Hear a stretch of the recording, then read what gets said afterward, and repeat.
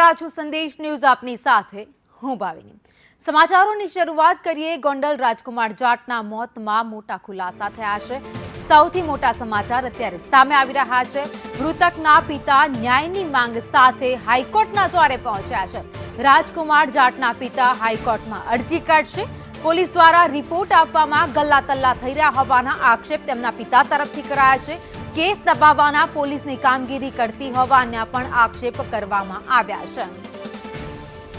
तो राजकुमार जाट जेनुं गोंडलमां मौत थयुं हतुं त्यारबाद आ मुद्दे हजू राजकारण पण गरमायेलुं छे। आक्षेप प्रति आक्षेपो थई रह्या छे तेवामां पोलीस पर पण तेना पिताए आरोप लगाव्या छे। बधु अपडेट साथे संवाददाता मयूर सोनी अमारी साथे जोड़ाई गया छे। मयूर, राजकुमार जाटना मौत अंगे एक पछी एक मोटा समाचारों सामे आवी रह्या छे तेवामां हवे हाईकोर्टना शरणे तेना पिता पहोंच्या छे अने न्यायनी मांग करी रह्या छे। बिल्कुल भाविनी, राजकुमार जाटना पिता रतनलाल छे ते हाईकोर्टनी अंदर पोताना वकीलने लईने पहोंचवाना छे। टूंक समयमां तेओ न्यायनी मागणी साथे हाईकोर्टना द्वार खखडाववाना छे।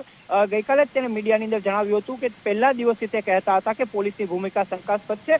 तेना पुत्रने जे प्रकारे गोंडलनी अंदर मार मारवामां आव्यो हतो तेना सीसीटीवी फूटेज जाहेर करवामां पोलीसे मोडुं कर्युं हतुं। एटલું જ નહીં પરંતુ તેના પુત્રનું મોત થયું છે તો બે પીએમ કરવામાં આવ્યા છે। પ્રથમ પીએમ રિપોર્ટ છે એ હજુ સુધી ન તો મીડિયાને આપવામાં આવ્યો છે ન તો તેમને મળ્યો છે। આ ઉપરાંત રાજકોટ પોલીસે જે પ્રકારની તપાસ કરી છે, ગોંડલ પોલીસે જે પ્રકારની તપાસ કરી છે તેની સામે પણ તેમને આંગળી ચીંધી છે। એટલે હવે હાઈકોર્ટનું શરણું તેઓ લઈ રહ્યા છે કે સીસીટીવી ફૂટેજ જાહેર કરવામાં આવે, બંને પીએમ રિપોર્ટ છે તેને સોંપવામાં આવે અને સમગ્ર પ્રકરણની અંદર આખરે રાજકુમારની સાથે શું થયું છે તે માટે ન્યાયિક તપાસ કરવામાં આવે એવી માંગણી તેઓ કરવાના છે।